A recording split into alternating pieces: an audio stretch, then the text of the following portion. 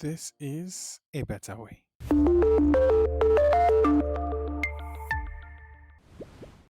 Even happy couples can cheat. I know that sounds very weird, right? And really very startling. But let me tell you a story. So, when I was dating my wife, she was my girlfriend at the time, and we were living in two different cities. We talk almost every day. We have a very good communication. And if in the last 14 years that we've known, I can count on my fingers how many times we don't talk in a particular day. But guess what? This particular day, she calls me up and says, "Babe, there's this particular guy who happens to know all of my exam days and just happens to be there at the right time and calls to check up on me and all of that." And that for me was an SOS call. Now we were living in two different cities. What did I do?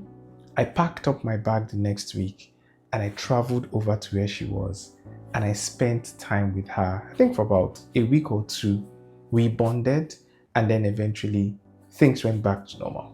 Now, we were not quarreling. We were not having issues.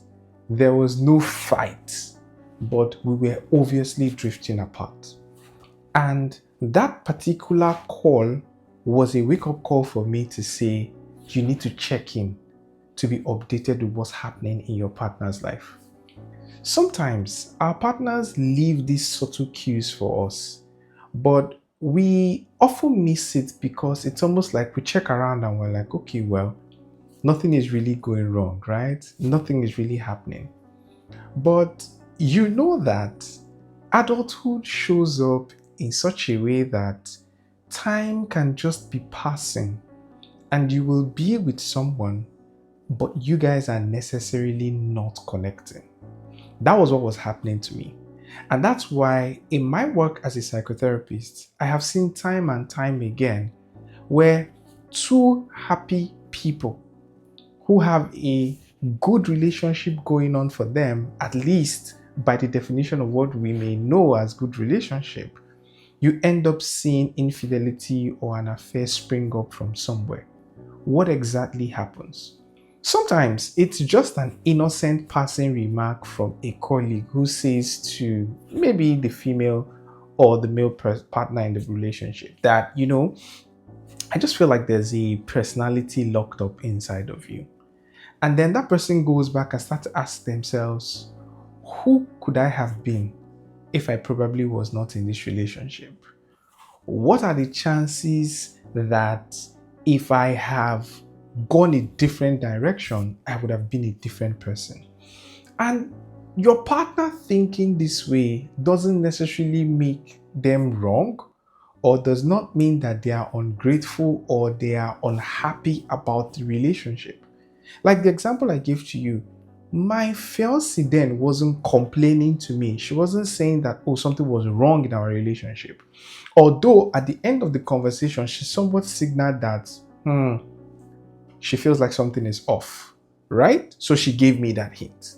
Now, one of the ways that you can constantly ensure that you are connecting with your partner is to ensure that you ask them a particular question. And I'm going to talk about that question in the video.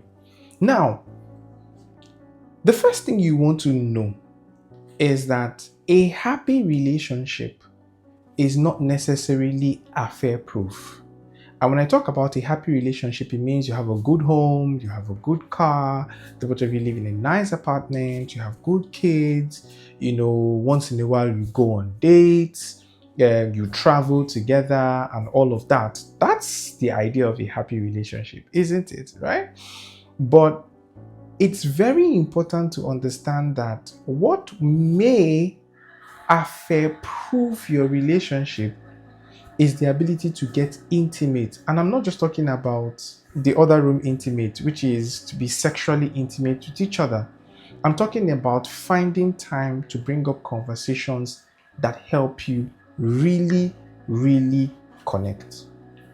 And one of such conversations that will really help you connect is The both of you will take turns to ask yourself these questions. Question number one: how married are you?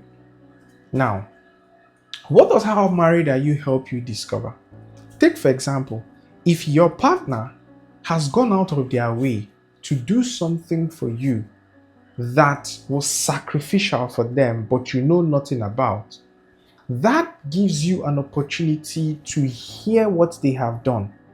Because if, for example, I am the partner asking my partner, how married are you? My partner tells me something that they have done for me that I obviously do not even know about, but was very, very touching for me, or even sacrificial, for my partner. Now, another question, and this is where the meat of the matter really is that the question is: ask your partner, if you were not in this relationship, what do you think your life would have been like? Or another way to phrase the question is to say, while you are in this relationship, do you feel like you are missing out on something? Maybe something you could have done with your life, a passion you could have pursued, or something that you could have done that you feel, oftentimes you remember it, and then there's just that aching inside of you that you feel like, oh, okay, or something that you could have been. What this does is that it opens up the door for the both of you to have conversations about, one, the areas where you sacrifice for each other, two, the areas where you have some of your fears or you feel like you are missing out on life. Because what often happens is that, especially for women, now I understand that this can actually happen for men as well, but especially for women, sometimes they are caught in the frenzy of pursuing a career, managing a home, giving birth to children, raising those children, and they stop optimizing for themselves, or they even stop taking care of themselves. They deprioritize their needs, they deprioritize things that they could have done, they sacrifice those things. And I've also heard older women say how painful it is when the children have grown up and they've maybe all gone to college and university, and they're trying to connect with them, and they're like, Mom, you're calling me too much. And in their heart, they're like, look at the child I sacrificed so much for. But really, that's really, really life, right? So what you want to help your partner do, even as a man or as a woman, depending on which side of the divide you're sitting on, is to constantly help your partner to discover what they probably would have been missing out as a result of being here. Now, because if you don't do this, chances are that your partner goes out every day. Your partner meets people every day. And I've said it before and I'll say it again. I know this may sound very controversial, but it is what it is. Your partner is not the most beautiful woman in the world. Your partner is not the most handsome guy in the world. Your partner is simply someone whom you have chosen to be with despite the existence of others. Now, if you come to terms with that and you come to peace with that, you stand the chance of living a happier, better life, right? Now, knowing that, you would realize that your partner will go into life. They will meet people that are maybe smarter than you are, people that are maybe more financially well-to-do than you are, or whatever you. And it only just takes a question to open a door that was never supposed to be open in the first place, which is that this person just looks your partner in the eyes and say, I just feel like there's a part of you that is locked up and that has never been expressed. Now, it may not even be the word. It may just be how that person is saying it, the state in which your partner was when that person was saying it, the atmosphere that was probably happening in the home that very day. Now, woe betide you if you get home that day and then there's just that fight. And then that word keep ringing in your partner's head and all of that. And this is the reason why I would always advocate that communication is the lifeblood of a relationship. The more you communicate, The more you take turns to be teachers and students in that relationship, the better your chances of having a very, very beautiful relationship. So take it from me, right? You stand the chance of affair-proving your relationship if you take the time to find out what your partner has gone out of their way to do for you, because that way you're not working with assumption. And secondly, if you do the work of constantly asking your partner what their aspirations are, what their dreams are they happy in this marriage? There's something my wife randomly just does. Sometimes she just looks at me and asks me, Bim, because that's what she calls me, right? Are you happy in this marriage?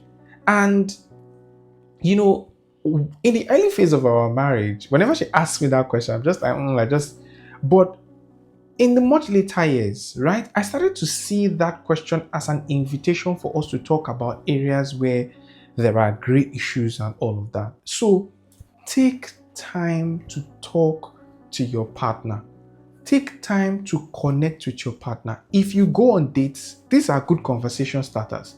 When you travel and you're all by yourself, these are good conversation starters, because the honest truth is that the kids will one day leave home and you'll be left with each other.